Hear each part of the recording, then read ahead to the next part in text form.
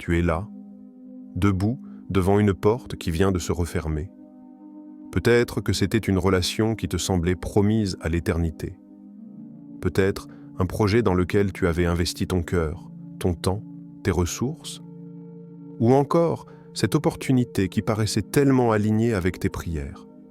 Et maintenant, tout ce que tu entends, c'est le bruit sourd de cette porte qui claque, le silence qui suit, l'incompréhension qui t'envahit. Tu te poses cette question. Mais Dieu, pourquoi maintenant? Pourquoi ça? Pourquoi moi? Laisse-moi te dire quelque chose qui va peut-être bouleverser ta perspective. Ce moment que tu vis, cette fermeture brutale qui te laisse désorienté, ce n'est pas un rejet, ce n'est pas un abandon, c'est une redirection divine.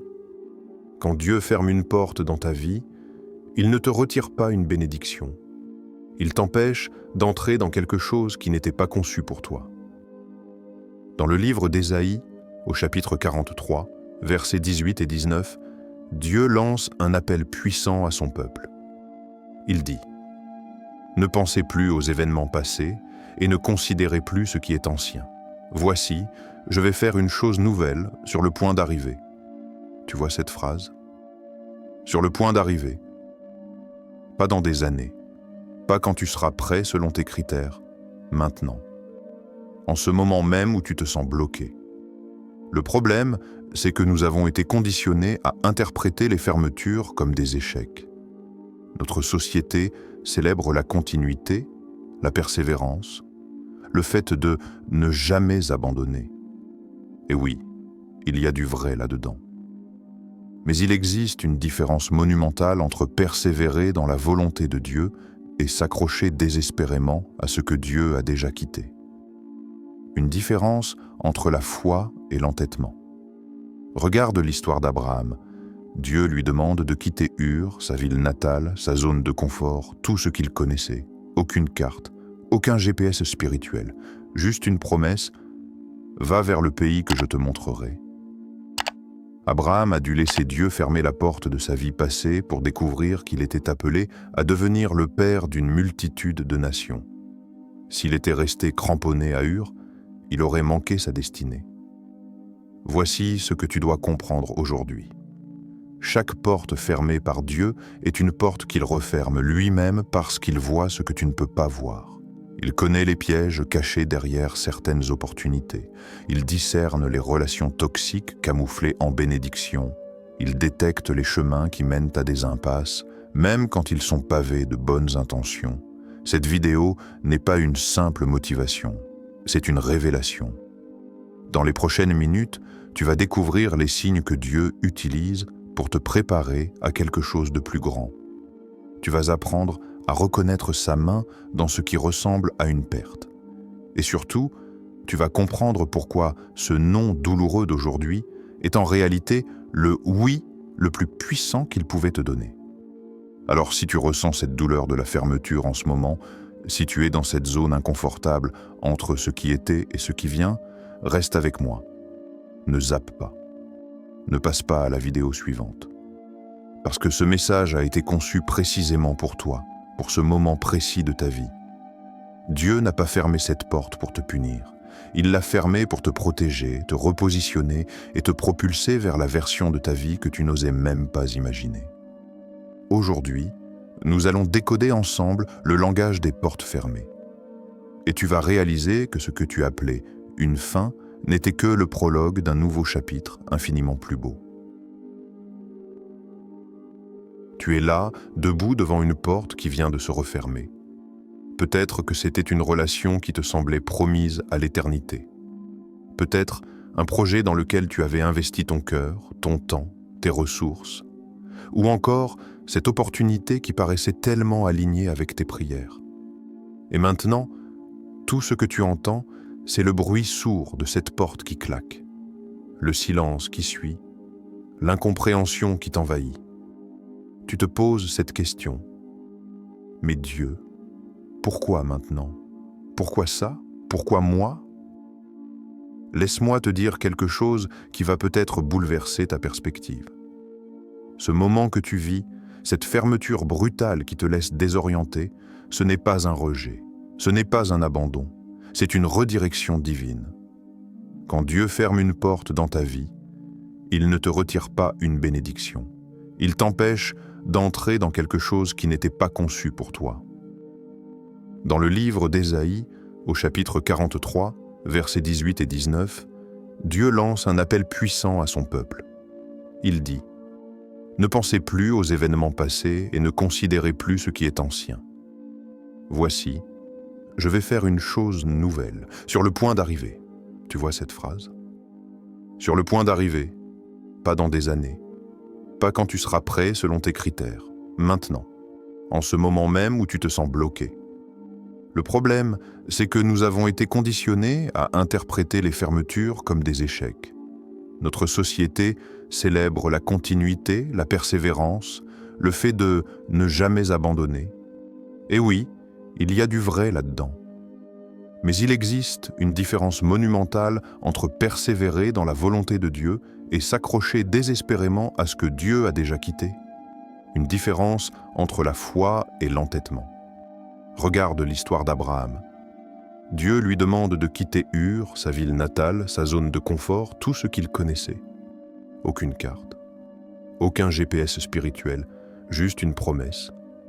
Va vers le pays que je te montrerai. Abraham a dû laisser Dieu fermer la porte de sa vie passée pour découvrir qu'il était appelé à devenir le père d'une multitude de nations. S'il était resté cramponné à Ur, il aurait manqué sa destinée. Voici ce que tu dois comprendre aujourd'hui. Chaque porte fermée par Dieu est une porte qu'il referme lui-même parce qu'il voit ce que tu ne peux pas voir. Il connaît les pièges cachés derrière certaines opportunités. Il discerne les relations toxiques camouflées en bénédictions. Il détecte les chemins qui mènent à des impasses, même quand ils sont pavés de bonnes intentions. Cette vidéo n'est pas une simple motivation, c'est une révélation. Dans les prochaines minutes, tu vas découvrir les signes que Dieu utilise pour te préparer à quelque chose de plus grand. Tu vas apprendre à reconnaître sa main dans ce qui ressemble à une perte. Et surtout, tu vas comprendre pourquoi ce non douloureux d'aujourd'hui est en réalité le oui le plus puissant qu'il pouvait te donner.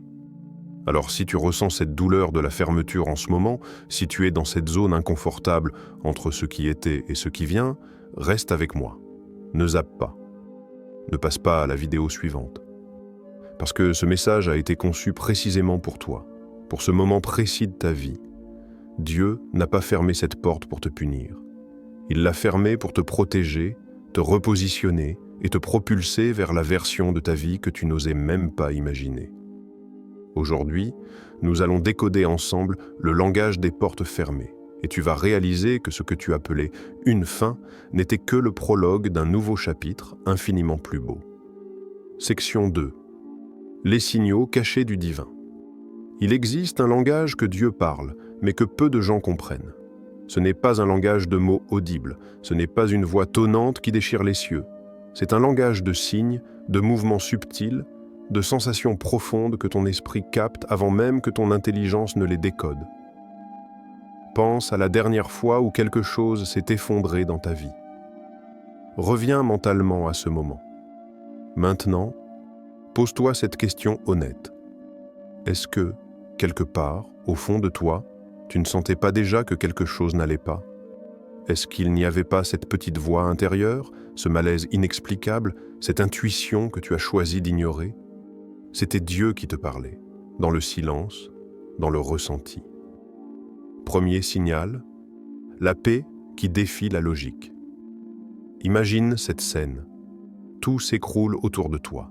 Ton compte en banque crie au secours, tes plans sont en miettes, les gens autour de toi paniquent pour toi. Et pourtant, au centre de ce chaos, il y a cette paix. Une paix qui ne devrait pas être là, une tranquillité qui ne fait aucun sens rationnel. Cette paix n'est pas de la résignation, ce n'est pas du déni, c'est la signature de Dieu sur ton présent. Dans Philippiens 4,7, Paul parle d'une paix qui surpasse toute intelligence. Remarque bien, il ne dit pas « une paix que tu comprends ». Il dit « une paix qui surpasse l'intelligence ». Pourquoi ? parce que cette paix vient d'une dimension que ton cerveau ne peut pas saisir. Elle émane directement du trône de Dieu et descend dans ton esprit comme un sceau divin. Quand tu ressens cette paix inexplicable au milieu de la tempête, c'est Dieu qui te dit « Je suis déjà passé devant toi. J'ai déjà organisé la sortie. Fais-moi confiance. » Cette paix est ta boussole spirituelle. Elle ne t'indique pas le chemin détaillé. Elle te confirme juste « Tu es sur le bon chemin, même si ça ne ressemble pas à ce que tu avais prévu. » Deuxième signal, quand tes sources habituelles se tarissent. Il y a ce lieu où tu allais pour te ressourcer, cette personne qui te motivait, ce projet qui te donnait de l'énergie, ce ministère qui te nourrissait, et soudain, sans raison apparente, tout devient fade. La source ne coule plus. Tu te forces à y retourner, mais tu repars vide. Tu penses qu'autant que le problème vient de toi, que tu as perdu ta passion, que ta foi s'affaiblit. Mais si c'était Dieu qui a séché intentionnellement ces puits pour te forcer à chercher l'eau ailleurs? Dans 1 Roi 17, le prophète Élie est nourri miraculeusement près du torrent de Kérith. Puis un jour, le texte dit simplement « Le torrent fut à sec ». Pas de péché d'Élie, pas de désobéissance, juste un tarissement programmé par Dieu lui-même. Pourquoi? Parce que Dieu avait prévu une autre source, plus grande, à Sarepta. Quand Dieu assèche tes sources habituelles, il ne te prive pas, il te déplace. Il ne te retire pas sa provision, il change ton adresse spirituelle. Le problème, c'est que nous sommes des créatures d'habitude. Nous nous attachons au canot de bénédiction plus qu'à la source elle-même. Nous adorons le torrent et oublions celui qui le fait couler. Alors Dieu le tarit. Non par cruauté, mais par amour pédagogique. Pour te rappeler que ce n'est pas le lieu qui te nourrit, c'est lui. Ce n'est pas la personne qui te porte, c'est lui.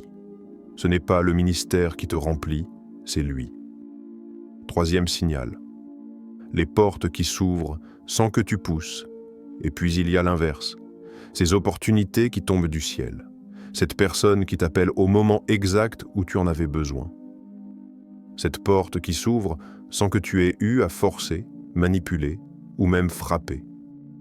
Dans Apocalypse 3:8, Jésus dit à l'église de Philadelphie « J'ai mis devant toi une porte ouverte que personne ne peut fermer. » Remarque, ce n'est pas l'église qui a ouvert la porte, c'est Jésus. Leur rôle, simplement la traverser. Quand Dieu ouvre une porte, elle a des caractéristiques spécifiques. Elle te surprend. Elle arrive à un moment où tu ne t'y attendais pas. Elle ne correspond pas nécessairement à ce que tu avais demandé, mais elle correspond parfaitement à ce dont tu as besoin. Et surtout, elle porte cette même paix inexplicable dont on parlait. Ces portes divines ne demandent pas que tu sois parfait pour les traverser. Elles demandent juste que tu sois disponible. Elles ne s'ouvrent pas parce que tu as mérité. Elles s'ouvrent parce que c'est ton moment, ton kairos, le timing de Dieu. Si tu sens aujourd'hui que Dieu est en train de fermer certaines portes dans ta vie, ouvre bien les yeux. Parce qu'au même moment, il est probablement en train d'en déverrouiller d'autres. Des portes que tu ne voyais même pas. Des portes qui mènent exactement là où ton âme avait besoin d'aller. Parlons maintenant de ce qui fait le plus mal. Les relations qui se brisent, les amitiés qui s'évaporent, les personnes que tu pensais avoir à tes côtés pour toujours et qui disparaissent du jour au lendemain. Sans explication, sans fermeture. Juste un vide soudain. Tu te réveilles et tu réalises que cette personne ne t'appelle plus, que ce partenariat s'est dissous dans le silence, que ce mentor s'est éloigné sans que tu comprennes pourquoi. Et tu te demandes « Qu'est-ce que j'ai fait de mal ?» Écoute-moi attentivement. Toutes les séparations ne sont pas des punitions. Certaines sont des protections déguisées.